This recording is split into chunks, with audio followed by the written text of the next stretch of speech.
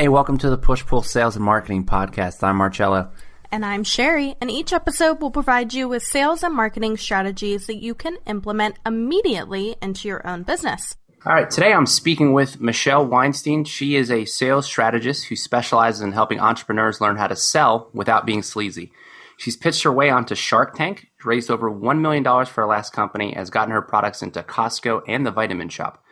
Michelle has used the same formula to make all these things happen, and I'm excited to speak more with her about these ideas. Thanks for coming on the podcast, Michelle. Thank you so much for having me. I'm very excited to be here. Yeah. So for someone who's not familiar, can you tell me a little bit more about yourself, your background? Yes, I would love to. So my name is Michelle, aka the Pitch Queen. I do not like to talk about my last name right now because the guy who has my last name is not such a good guy. So I am just the that's right. I'm being timely. I didn't think about that. Okay. Yeah. I used to want to be related to him as if he were my uncle, but we're going to just leave it as the Pitch Queen. I love to help entrepreneurs and salespeople really sell without selling and without being sleazy. And that is my main mission, is how can I help more of you guys make a bigger difference for the people that you help, which will ultimately make a bigger difference in the money and revenues that you make. Because the greater your revenues are, the more people you're helping ultimately with your services or products, depending on what you're selling. Absolutely. So that's a little bit about me. I host also a podcast called Success Unfiltered, where I talk and interview a lot of people, really cool people, everyone from entrepreneurs to pro athletes to performers and actors, about being told no and being rejected. Because if you're an entrepreneur or a salesperson, you probably got told no a couple times, or you've probably been rejected. And a lot of times that just really sets us in a funk. And how do you get out of that funk? And what do you do? And how do you overcome that to get to the success level that you want? So that's pretty much what I focus on. I do a lot of consulting, and I love doing these types of interviews and helping you guys however I can. That's awesome. And obviously, just learning to sell without being sleazy, you're going to have more fun doing it. You're going to be able to relax more. And in the end, you're going to end up being a lot more successful. So in terms of what you're doing right now, how do you end up where you're at right now? Again, it seems like you have a very successful career, really diversified background. So how'd you end up to where you're at today? So how I ended up to where I'm at today, over the last 20 years, I have done a lot of different sales-related things. I've sold everything from wardrobes at Nordstrom's, from raising over $1 million for my last company. That is a form of sales, raising money and pitching for investment. Sure. And then I've also gotten our products into Costco. I pitched on Shark Tank. I've sold online products that are anywhere from $30,000 to $35,000 on over the phone. I've been in the real estate industry. I've been in the mortgage industry. So over the last 20 years, I've done a little of everything as it relates to sales. And I had to close my last company March 27th of this year. I did not raise the amount of money that I needed to get to where we wanted to go in a really, really crowded market space. I started way before anyone else in the prepared food business. Mm-hmm. And in order to keep up with all of the competition, you had to have pretty deep pockets when it comes to marketing and doing ads and other things to get your name out there. And, getting into Costco and Vitamin Shop and a few other things just wasn't enough to compete with all the other companies like Plated and Blue Apron and all these people that came about. So we made a hard choice, and I went to Maui for a couple weeks, and I thought, what is it that I'm really, really good at? And what is my mission and my passion? And it's really, how can I help more entrepreneurs and salespeople learn everything that I know?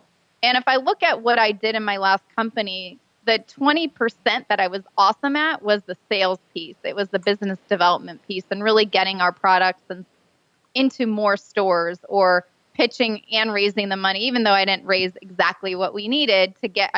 We were needing about $6 to $8 million. So it was a big ask. Wow. And, I was really also stuck in a corner. I was stuck in a corner because I could only really ship regionally. And I'm based in San Diego, and to make it affordable to the masses, I couldn't really ship nationwide, let alone get outside of the USA. So now I'm able to make a difference and an impact on a worldwide level.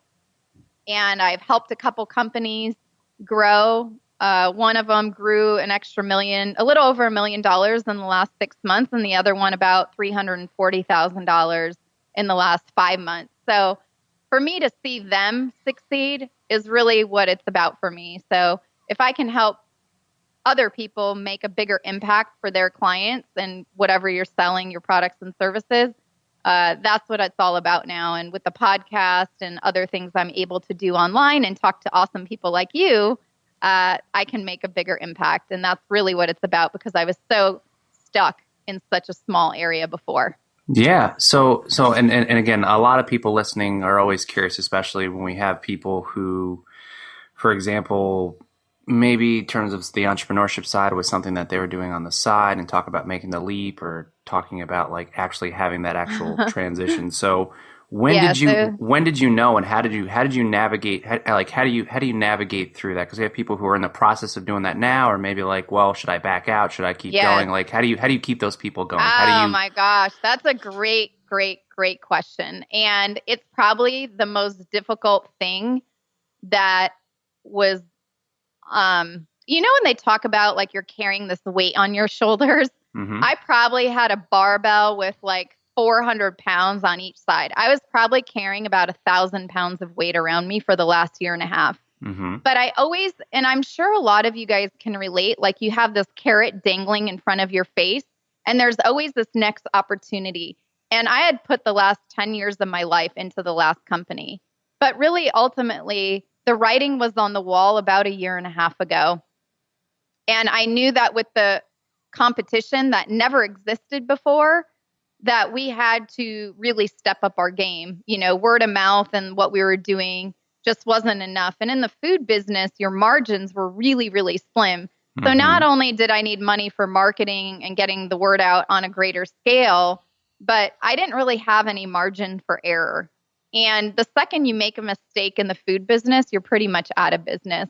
And I think with a couple of mistakes that are very costly and not having enough marketing funds, I didn't really have any other choices. I was kind of getting pushed into a corner. Like if I were in a boxing ring, like I got knocked out, and I was knocked out, and I'm like in the 9th round, and I've been hit to the head so many times that there was only really one or two more chances left. And it was the end of March. And when they say things come in threes, like I had a kitchen, I was renting it out during the times that we weren't using it. And I got a call from my head chef that the people renting bailed through the middle of the night. So that was clue number 1. Number 2, I was on a monthly retainer with another company in New York that wanted to do prepared meals and link it with their products. They did supplements and online workouts. So it was a great fit. Yeah. It was awesome, right? But to do food is not the easiest task. And we were about a month and a half in on the contract. And it was a month-to-month contract, so I knew that I could get told no at any moment. And it was on my birthday. This was my birthday present, by the way. All these 3 things happened on my birthday. Nice. Not nice. No, it was a depressing birthday. So they told me, you know what, Michelle, we're going to go a different direction. We are not going to do the food. We really appreciate all of your help. Granted, I did get paid for our time, but it obviously wasn't enough to carry a company. We were doing a little over $1 million. So in revenue, and their $5,000 a month wasn't cutting it. We were looking for that big opportunity. And then the third thing that happened was 3 of our competitors decided to go out of business. So there was the Fresh Diet, Freshology, and the week prior, MyFit Foods closed 50 of their stores. And our investors, a lot of it isn't about me. So if you're a one-man show or you've got an investor or business partner, they're also part of your decision-making process. So absolutely. For us, it was like, how are these investors going to see a return on their investment at the end of the day? And so when all of these 3 things happened, I was at the NFL Combine at the time. We have a niche with pro sports. We were doing prepared meals on planes, and I still help that company out today. But my point is that, you've got to know when to stop. And it's the hardest thing to do. I probably should have stopped in July of 2016, but there was always this next opportunity or this next deal. And when it's your business and you've got millions of dollars and hundreds of thousands and millions of hours of your time and on the line, it's kind of hard to stop or pivot and change and do something different when you've been doing something that you're so passionate about for so long. And we had so many successes. I mean, we were in Costco. We got in the vitamin shop. They spent over $1 million on a 6-month test. And then their CEO decided to retire. And at the retirement day, I knew that was our last day. Like new CEOs basically can every single idea the previous guy had, right? Sure. So it's one of the most difficult things, but I say it's similar to probably hiring people. You want to hire slowly and fire fast. Yes. Well, right? Like that's I'm sure you can relate to that if you've ever hired a team of employees. Absolutely. But when it comes to closing your business or moving on or saying, you know what, this isn't going to work and you need to make a pivot and really change, you've got to sort of make those decisions quick, because every month that went on, it probably cost me about $25,000 to $30,000. For every month we did not make a shift, it would cost us that much money in something we weren't doing on the other side. So, yeah. I mean, very, very, very good answer on that one. And again, in terms of like what you're talking about, because we had that similar, like when you have industries where you have such a small margin for error. In fact, we are working with another company that it's actually a newer offshoot from a previous company, and literally it was one email that was sent out and it had offended basically their actual client base, or not really their client base, but in terms of like one of their strategic partners. Just like that one small decision, and the investor backed out. And again, like small things like that. So now harder question then. So I think I know the answer, and I'm kind of changing the format a little bit. One change you would make in terms of your career, what would you do differently starting over again? Starting over again, I would definitely say that with my last business, there's a pro and a con to this answer. Mm-hmm. I would have found a co-founder that had been in the industry that I wanted to get into. So I came from more of a sales background, business development. I had no clue what I was getting into with food. I had no idea I was going to become a food manufacturing business. I had no idea how to sell food. You had to be really good at taking pictures. So I highly recommend that depending on where you're going, especially if it's product-based, possibly finding a co-founder that has already done it once. Finding someone that can really help you in the areas that you're not good at. And what's difficult on that part is that you don't know what you don't know. And I had no idea that I was getting into the food manufacturing space, right? Like I thought I was just going to help people change their lives one meal at a time. Mm-hmm. I also started the company because I didn't like to cook, nor do I know how to cook very well. So the other challenge was that my whole kitchen staff, if they walked out, I would have been SOL, right? So it would have been good to have a partner that was a chef or sort of knew how to cook, because if everyone were to walk out on you one day, you need to be prepared to do all parts of the business. I could not do 50% of that business, wow. Which was the cooking. So that's what I would have done differently. And what I'm making sure going forward is that I can do 80 to 90% of the business and be really, really good at it. And I can always outsource. I'm outsourcing to about 5 different people right now. I've got a team of about 5 and a few interns, because I love teaching young, motivated people what I know and giving them an opportunity to really learn what it's like in the real life, because this is better than school. Being an entrepreneur, I like to say that my last company was my $2 million MBA program. And I actually wrote an ebook on those 10 secrets that I wish I would have known prior to starting that company. So that will save a lot of people a lot of money. Oh, And cool. yeah, it's really, really good. And a lot of it is what we're talking about right now. Yeah. And having, I mean, everything from I've been part of lawsuits. I had no idea I was going to be in lawsuits. It's like all of these things that set us back, you don't plan for, and how you can plan for it going forward. So I'll send you the link to that one too if you want to put it out there. It's Oh, really, really yeah. good. So for any of the listeners, we'll make sure to have links to all this in the actual show notes. But obviously, that's a very helpful resource, and we'd love to point people in that direction. So now it's how do I take what I've learned and share it with others? Because I've been working with a few local businesses here in San Diego, and I've definitely helped a few of them get out of a couple of situations that could have cost them upwards of $100,000 to $200,000, be it employee issues, like things that I can see way ahead of other people just from having the experience. And I think that's the biggest thing for me in doing this is I've had 20 years of real life experiences. Experience matters, absolutely. Yeah, definitely. Okay, so someone comes up, I find you on Instagram, Google, I see the pitch queen. So let's just say you're whatever, I meet you. So what do people ask you? So what are some common questions you ask yourself? Like, all right, so what does the pitch queen do? Or like, all right, so help me out. Like, so what are questions people ask you all the time?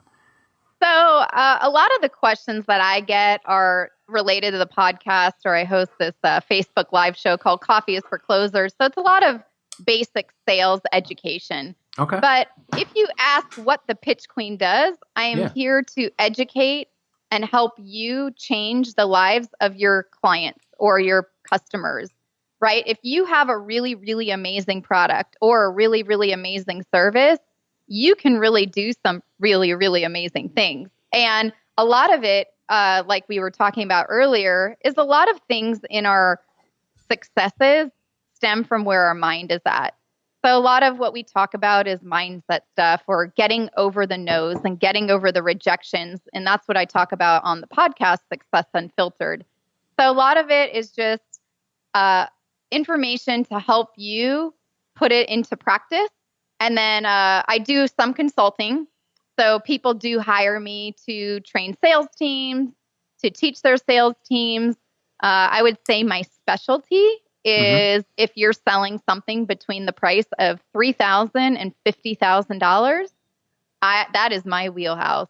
I can help you show value. Like, I have to believe in what you're selling first in order to be able to help you. So, there's not many people. I turn away a lot, but a lot of my free content really helps a lot of people, which is my goal, is is sharing that with you guys, to build that confidence, believe in yourself, so you can make a bigger difference for the people that you're helping. And really, as entrepreneurs, I'm also reminding you guys that we signed up for 24/7 sales jobs and that you have to always be on. And there's ways that you can be on at all times. Absolutely. So going back, so talking about that $3,000 to $50,000 price range. So does it matter if someone wants to reach out and let's say, hey, I have a lot of I'm selling a lot in the education space, or I'm selling a lot in terms of like in terms of local government or something like that. Maybe I sell like a software, something like that, and I service maybe actual municipalities. Is it really a different approach? I mean, do you feel like you can help people in maybe some a little bit more niche? B2B?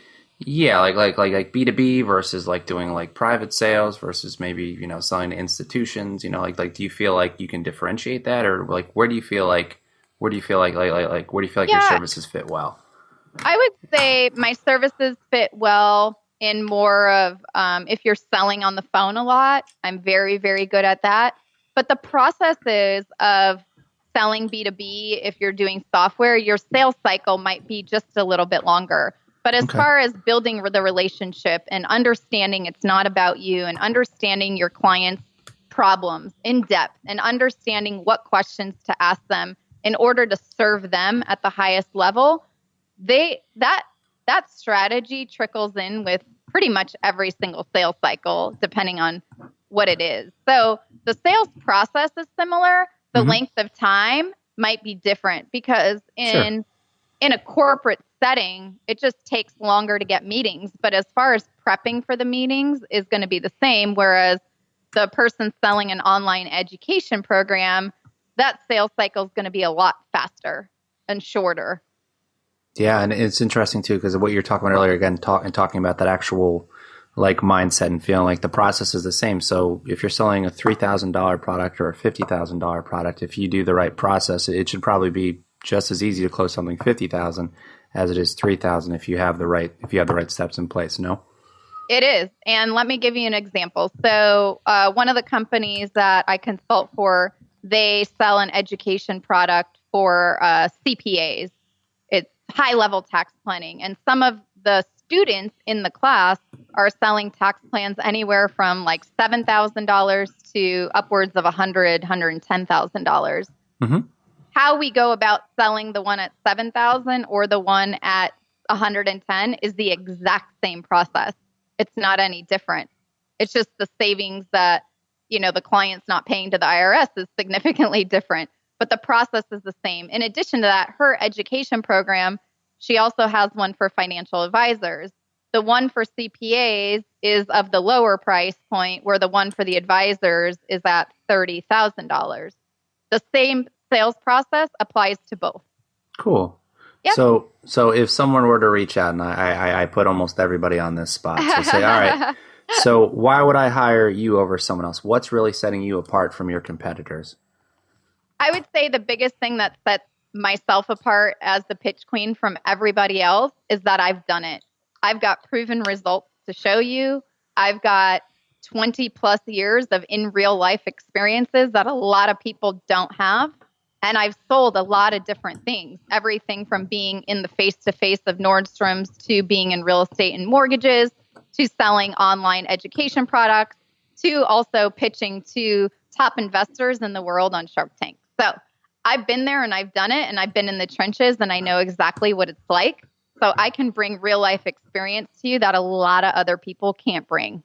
And I will also be the first to tell you if I don't think that we're a good fit, which a lot of people don't do. I won't just work with anybody. If you're talking to me about some complex software or something and it's out of my wheelhouse, I'll be the first to tell you and also refer you to someone who probably would be a better fit.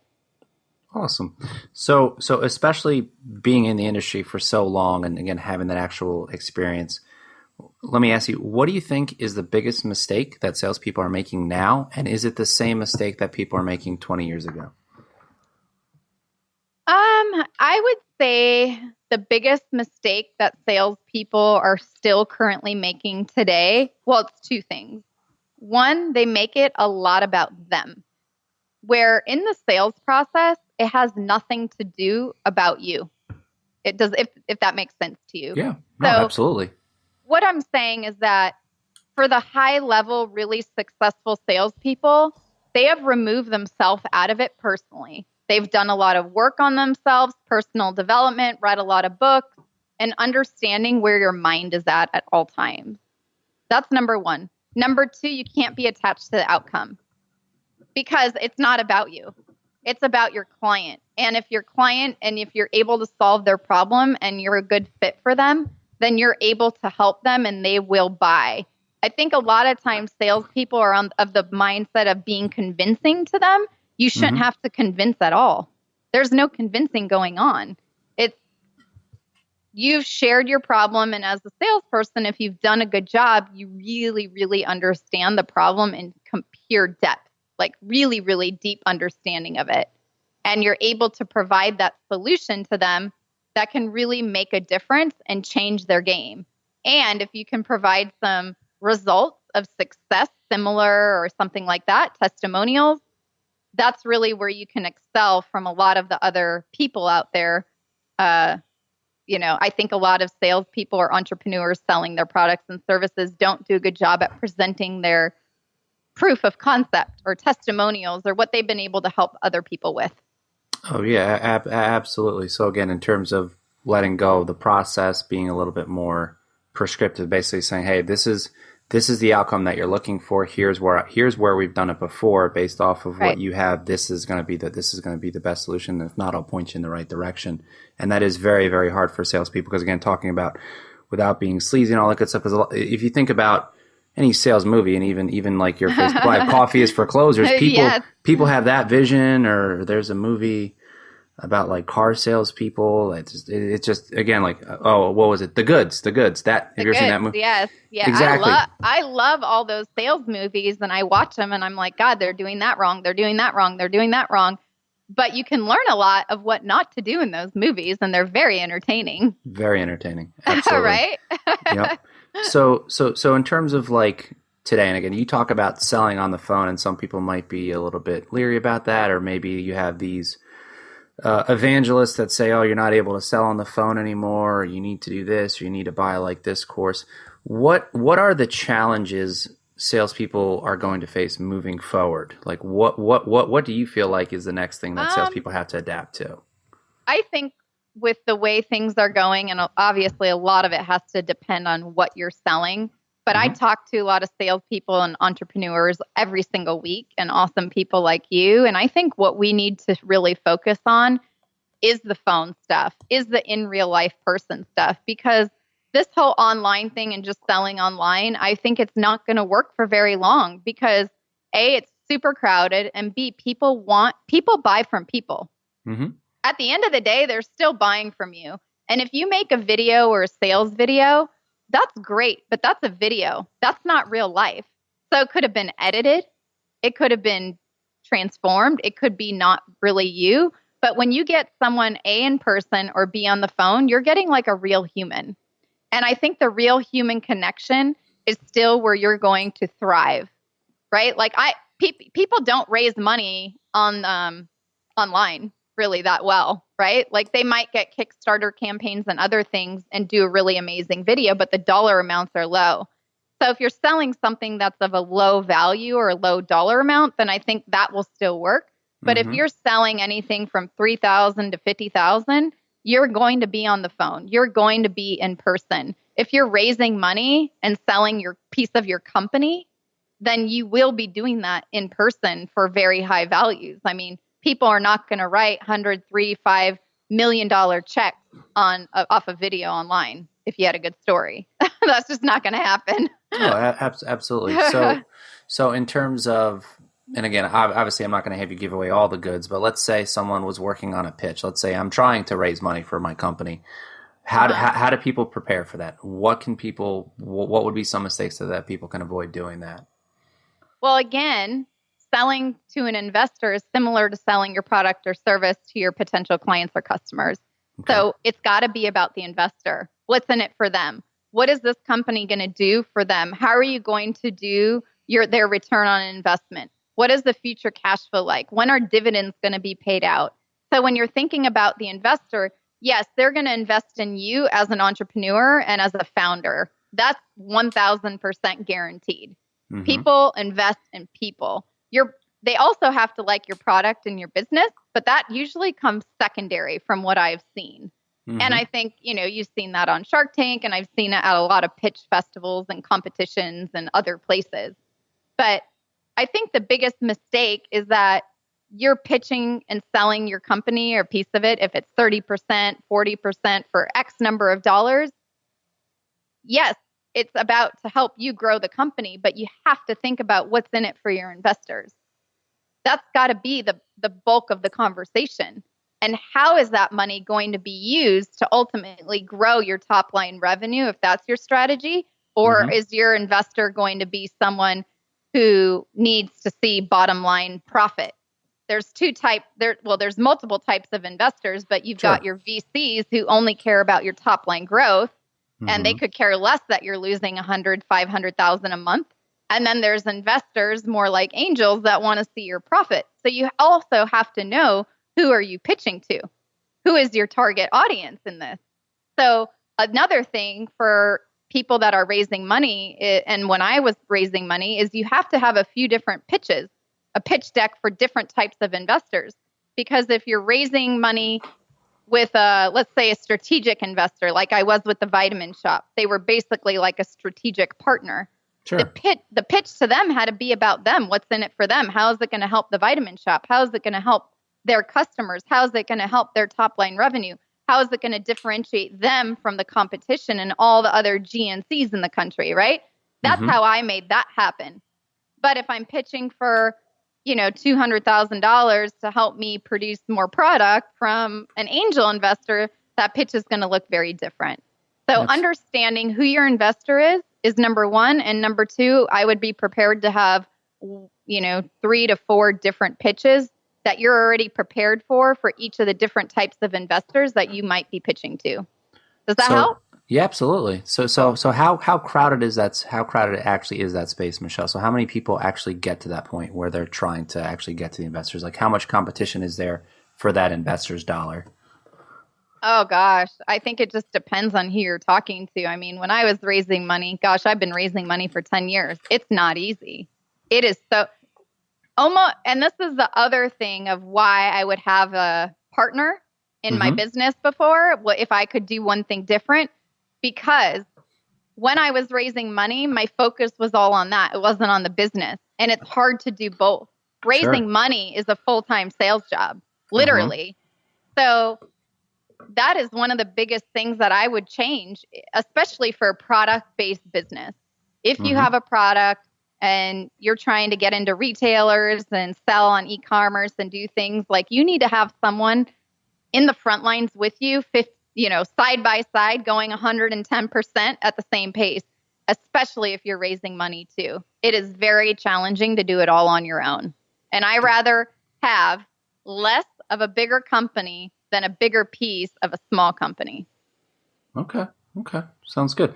So in terms of maybe what are you like the most proud of in terms of maybe how you helped out a company or maybe how a product you brought to market actually helped somebody. So in terms of your products and services you've done over the years, what are you the most proud of?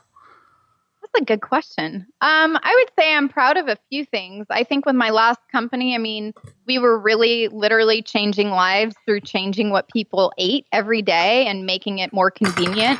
You didn't have to cook, you didn't have to clean, you didn't have to grocery shop, you didn't have to do dishes.